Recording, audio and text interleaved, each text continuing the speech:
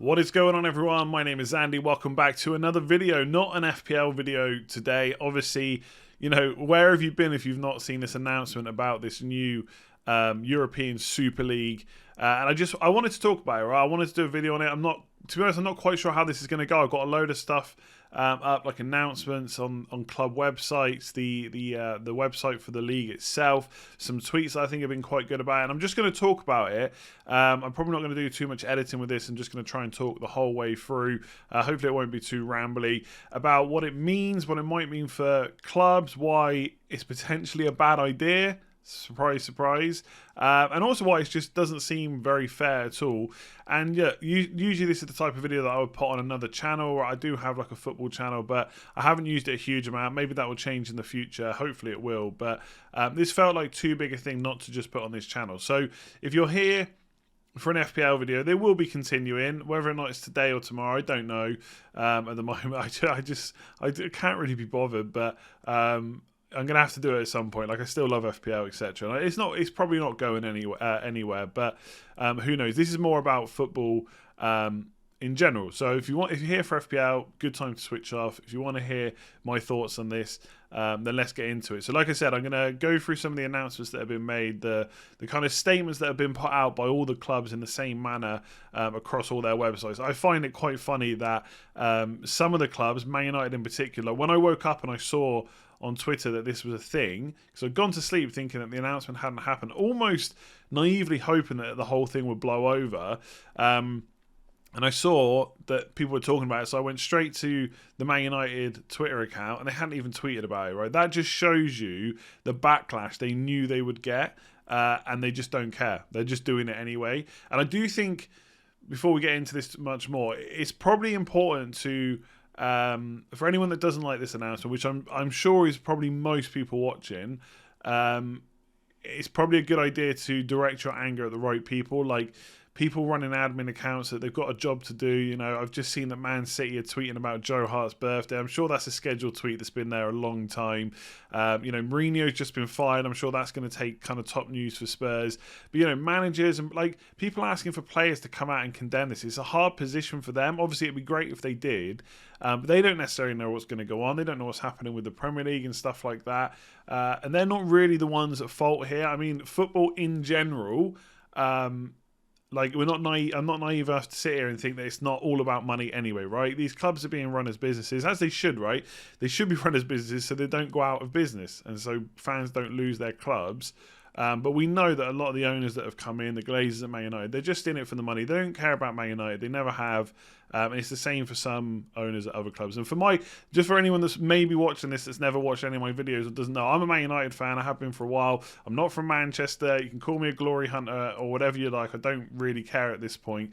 And I'm not naive enough to sit here and think that, Man United are always in these competitions because they've got the money. That money keeps building, therefore they stay ahead of the competition, right? And that's really what this league has been about, is to stay ahead of the competition, to keep these clubs getting richer and richer, right? So let's look at the announcement first, right? And I want to talk through. I'm not sitting here just to rant about it.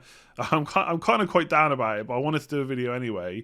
And I just really want to talk through what's been said. So this is on the Man United. So from what I've seen, most of the statements are pretty much the same anyway across different sites. So leading football clubs announced new Super League competition. Now, really quickly before I go on to this, right, and I've used the word naive quite a bit, but let's not pretend that the Premier League and the Champions League, they're all done for money, right? I'm not sitting here pretending that this is the first time anyone has tried to make money out of football. Of course not. I think the big difference is the Premier League, any club in the English league system can get into it. Now, obviously, that's tough to do. Okay, we see Championship sides compete year after year, and they never get close.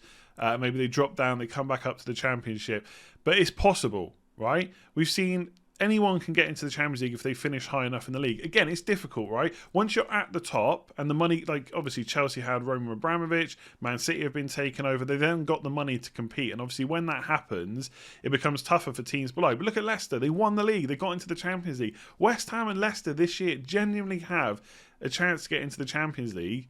But who even cares anymore? Does it even matter, right? They're probably going to be the top teams in it anyway now. So I'm not, obviously, money has always been in football more so than ever. So I don't think, in general, creating a new competition is necessarily a bad thing. Like, the Champions League wasn't always a thing, right? Now, from when I've been supporting or following football and supporting Man United, the Champions League's pretty much all I've ever known, and the Premier League's all I've ever known as well. I don't remember, a time before that. But there was a time before it, right? And these competitions were made for money. But like I said, the difference is that any team can technically get into it. Obviously, if they're in the correct leagues and stuff. And with this, it's a bit different. And this is why it feels different. So I know a lot of people are saying, well, the Premier League was never there. The Champions League was never there. This feels different because 15 of the 20 clubs that founders of the competition, this Super League, they'll never be able to be relegated. So there's no competition, right? So anyway, this is going to be this kind of video where I go off on a tangent. So I'm going to talk about this, right? So so far they've only got 12, by the way. So I think originally it was supposed to be 15 founders. It's going to be a 20-team competition with 15 founders. But so far they've only got 12. Dortmund so far have come out and said they're not going to go into it. PSG have kind of said that as well. And I think Bayern too. So it's going to be interesting because they are obviously, Bayern and PSG in particular, two biggest clubs from their country. If they're not going to be in it, then that obviously kind of dampens the whole competition to start with. And obviously there's still some very big clubs in it, but they are two big clubs that have been in the Champions League for a lot of the recent years, right? So they come together to announce they've agreed to establish a new midweek competition, the Super League, governed by its founding clubs. So the founding clubs are AC Milan, Arsenal, Atletico Madrid, Chelsea, Barcelona, Inter Milan, Juventus, Liverpool, Man City, Man United, Real Madrid, and Spurs. Now, first of all, it's kind of funny about now, obviously, these clubs are in it because they are rich, right? Let's not pretend this is about history or recent history. This is because they're rich clubs, right? Man City have never won the Champions League. Man United haven't won it for a while. I mean, Arsenal and Spurs. I mean, Arsenal, for example. And I'm not trying to make this about any particular club. I don't think that any of these clubs deserve to be in it any more than anyone else. But if Villa and Leeds were to win their games in hand, as things stand, Arsenal would be in 11th place in the Premier League. They wouldn't even be in the top half of the table, and yet now they're in a Super League, right? It's ridiculous. Going forward, the founding clubs look forward to holding discussions with UEFA and FIFA to work in partnership to just deliver the best outcomes, blah, blah, blah. Okay, now this is quite interesting. The formation of the Super League comes at a time when the global pandemic has accelerated the instability of the existing European football economic model. The problem is the way clubs are run has done this. Now, in some ways, I think using the pandemic to angle this for a reason why it should happen is a bit disgusting when there's so many people having a really hard time. I've been fortunate. I've been able to keep working through this pandemic, and it hasn't massively affected me. And not from a financial point of view, but, obviously, from a mental perspective, I haven't seen my family for like 18 months plus. I live in Ireland. They're all in England. I'm probably not going to see them for going on 2 years, possibly, by the time I can. So I've been affected that way, not necessarily financially, but a lot of people have had to come out and say they need this new model where these clubs always get in, they've got no chance of being relegated, they're going to earn even more money to stay ahead of all the competition in the Premier League and all their respective European leagues. Just doesn't kind of sit right. And I know a lot of businesses have been, a lot of big businesses have had to cut staff or whatever it might mean, like cut costs, etc. A lot of small businesses have missed out. So, of course, the Premier League clubs and the big clubs will have taken a hit. Right? That makes sense. But to use that as a reason for why this needs to come about, and maybe there could have been a way for their clubs to have been run, better in the first place, right? So they don't need this massive amount of money that's going in and out of football. The pandemic has shown that a strategic vision and sustainable commercial approach are required to enhance value and support for the benefit of the entire European football pyramid. The fact that they're trying to frame this as something that's going to be good for everyone, I do think is a bit of a joke. As we'll come on to in a minute with the competition format. And I should say, look, I'm not pretending that I won't watch it. I'm not saying I definitely won't watch it. Will I be supporting a club in it? I don't know. Will I watch it? Possibly I will, yeah. If they do a fantasy competition for it, will I do content on that? Possibly I will. I'm not saying I won't. And like I said at the start, I'm not saying that a new competition isn't necessarily a bad thing, but it's the way it's done, right? That's the big difference. In recent months, extensive dialogue has taken place. By the way, Ed Woodward, right, and he's the one that I've seen the most. Obviously, I'm a Man United fan. In October, he said he didn't know about any Super League, and now he's quit his position at UEFA, and now he's moving into a Super League position. So it just tells you the people that are at the kind of front of this. The founding clubs believe the solutions proposed following these talks do not solve fundamental issues, because this is for the standard European competitions, including the need to provide higher quality matches. I mean, we're about to watch PSG and Man City. What's the problem with that? I don't like the idea that big clubs have to play small teams in the group stage, and that's a bad thing, right? Gary Lineker tweeted, I think it was after San Marino versus England, look, as an England fan, yeah, okay, watching England versus San Marino is quite boring. You know they're going to win. San Marino are probably not going to do anything. But there's nothing to say these small clubs or small teams or small countries, and I mean small as in like what they're doing right now in these competitions, why shouldn't they be allowed to compete? Otherwise you don't get things like Leicester winning the Premier League or whoever it might be, right? Whatever it might be. And that's the one that just sticks out in my head. You know, Greece winning Euro 2004, etc. They need to provide high quality matches and additional financial resources for the overall football pyramid. So they're basically saying there's not enough money in football. Mental. If a player gets brought by a big club now and it's like 20 to 30 million, that's seen as a bargain these days. You get a player for 20 to 30 million, bargain in most cases. There's ridiculous money in football. There's enough already, right? I know that people who've got money, they just want to get richer, but again, it doesn't feel like a good reason or a good way to explain why this is needed, right? Competition format, 20 clubs, 15 founding clubs, and a qualifying mechanism for a further 5 teams. So 12 teams are already in, plus 3 more. And by the way, if PSG, Bayern and Dortmund aren't in, then they've got to go to the next tier down. It'd be interesting to see who signs up for it, because there is a lot of money at stake. So there might be some. I don't want to, like, lesser clubs is not fair, but you know, clubs that aren't doing as well right now in their leagues, why wouldn't they jump at it? Right, you get a lot more money. So the fact that 15 teams, this is actually the biggest sticking point.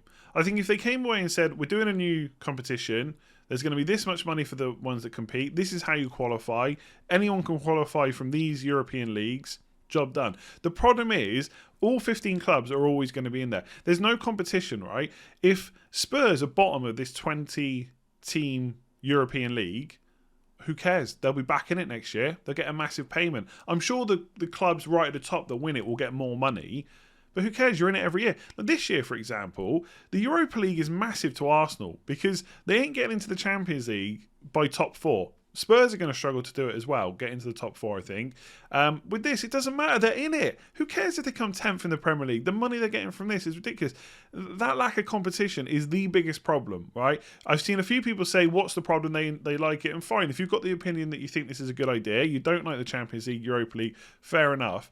But the fact there's no competition is the biggest problem. I think, I think the NFL, for example, works like this, right? There's no relegation or anything like that. That works. That's in America, though. They have things like, I don't know if they have salary caps, but I know they do the draft where kind of teams lower down could potentially draft better players. That's not the same in football. And you can't, I think it's difficult to introduce salary caps now in football. I just think it's gone too far.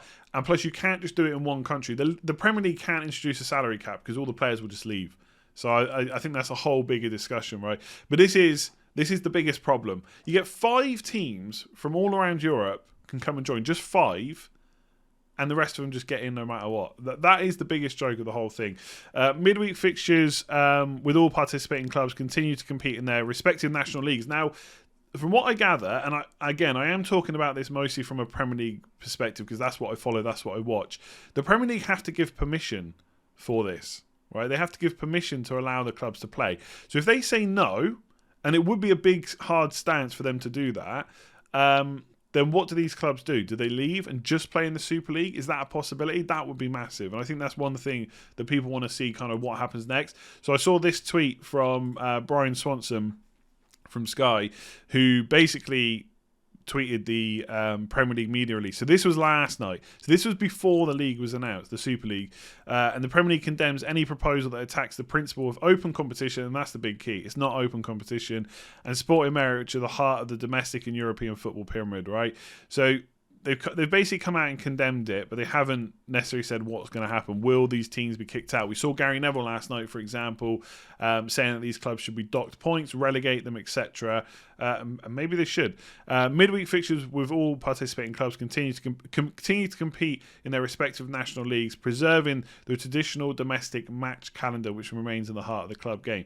Fair enough, but I don't know if they're going to be allowed to do that. We're going to have to wait and see. And apologies if you can't read this, by the way. I should probably make it a bit bigger.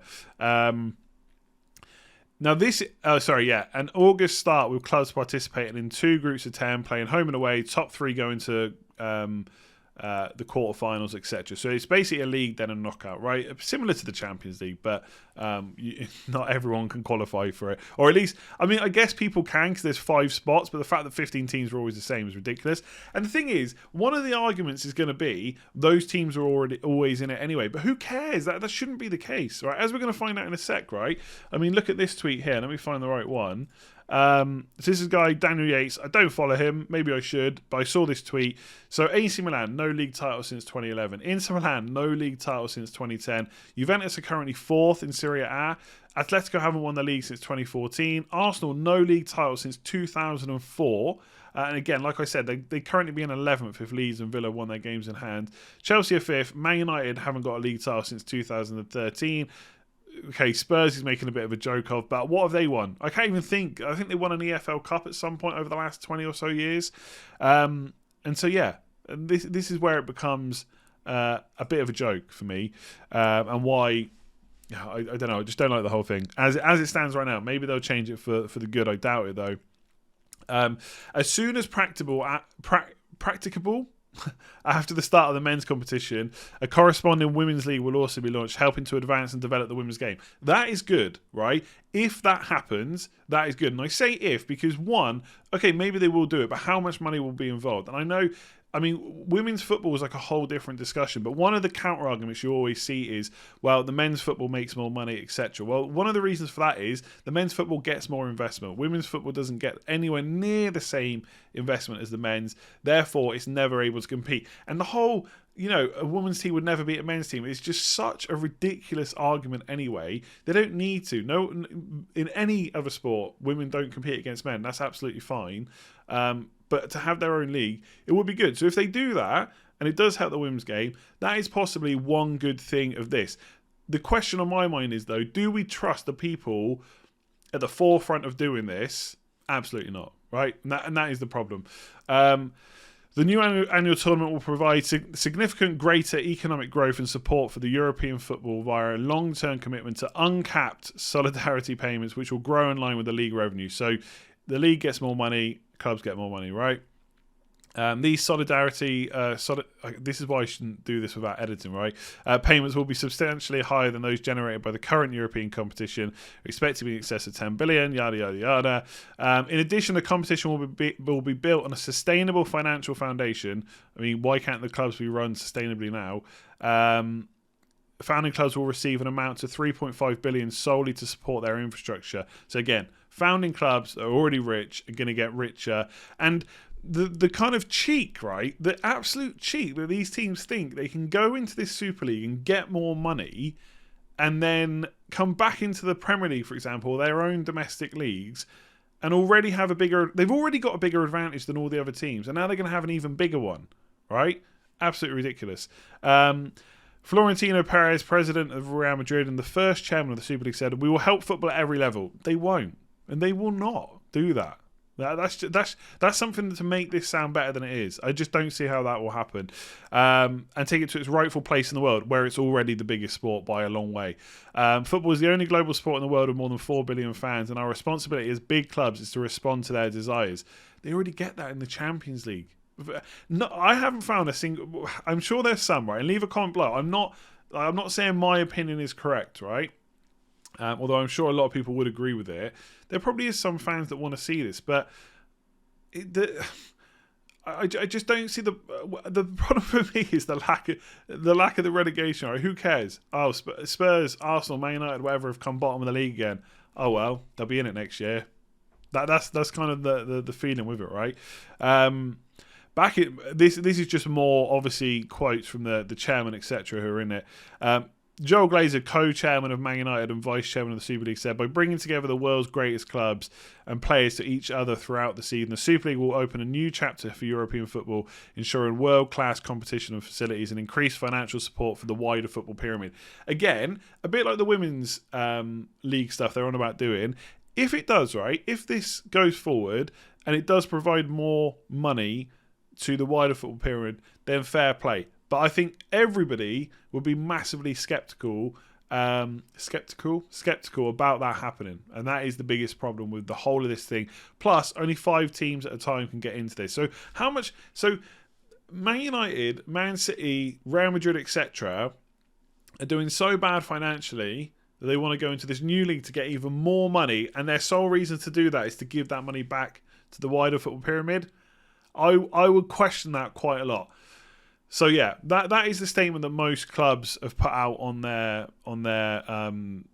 websites, right? And I found some other tweets from people that I thought were quite interesting. So Anna's someone that I've started following recently, said this European Super League saga will be framed as a battle of money versus principles, which kind of is. Like, a lot of us are saying we don't like the relegation, the non-relegation, there's lack of competition and stuff like that. But in reality, it's a battle of money versus money, which is absolutely correct, right? The reason UEFA is so against it is because they make so much money off the Champions League. They don't want these big clubs to go and do their own competition, right? Same with maybe the Premier League. The Premier League make a lot of money. If these clubs were to leave, that would be huge for them, right? Engagement for the Premier League would probably be down. It would probably recover and do fine, but it could take time. There could be a lot of money out of it. And I saw, so Dr. Benji does a lot of football manager stuff. He kind of said the same thing. The idea that UEFA are presenting themselves as the great protector of football when their failure to deal with so many issues and fear of losing their £1 billion revenue stream is quite present. So again, great point, right? One of the reasons UEFA are so against this is because they're going to lose a lot of money. So again, I'm definitely not sitting here saying that football is perfect as it is. The Premier League, UEFA, etc. are perfect. I mean, nobody's perfect, but obviously they've all got their own kind of financial implications in mind, right? Especially UEFA. Even the kind of, if Man United, Man City, etc. stay in the Premier League, then I don't know how much money the Premier League would really lose. Probably not much. But they have a big call to make about whether they take a stand, right?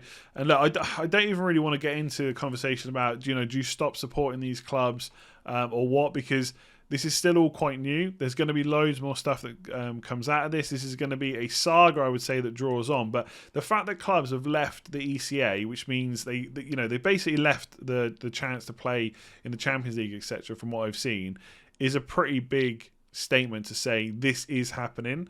The biggest knock on now is what happens with the domestic. What happens with the domestic leagues? Will they stay in? Will they dock them points? There's talk about UEFA not letting players that compete in the new Super League for that. For the clubs that compete in the Super League, not letting them play in like European Championships and World Cups and stuff like that. And again, that will be a massive call that is not going to be made today or tomorrow, whenever it might be. So this is going to draw on. So I wanted to go through it and just talk about what's happening. And obviously, like I said at the start, I'm not naive enough to think that. The rich clubs like Man United, Liverpool, etc. are not already trying to stay rich and are not already ahead of the competition, because they absolutely are, right? There's plenty of clubs in the Premier League that cannot compete on a financial level with the top clubs, and that's already a bad thing. This just seems like it's going to make it worse, and the fact there's no competition, no relegation, etc. for those 15 founding clubs, of which a lot of them haven't won league titles for a long time. So to call them, to be in a league that's a Super League just doesn't seem right. It doesn't sit right with me. So that's the video for today. Let me know what you think about all this in the comments below. Give it a like if you want, subscribe if you want, whatever at this point. FPL wise, I will do some FPL content this week like normal, so that will be there. And who knows in the future, maybe it'll be Fantasy Super League or Fantasy Premier League, but without Man United, Man City, Spurs, etc. At this point, like Chris Wood could be like 9 million, 10 million in FPL. Who knows? I'm just making light of it because the whole thing's ridiculous, and that's how I always cope with stuff, is making a joke. I'll leave it there. Thanks for watching. Let me know what you think. I'll see you soon.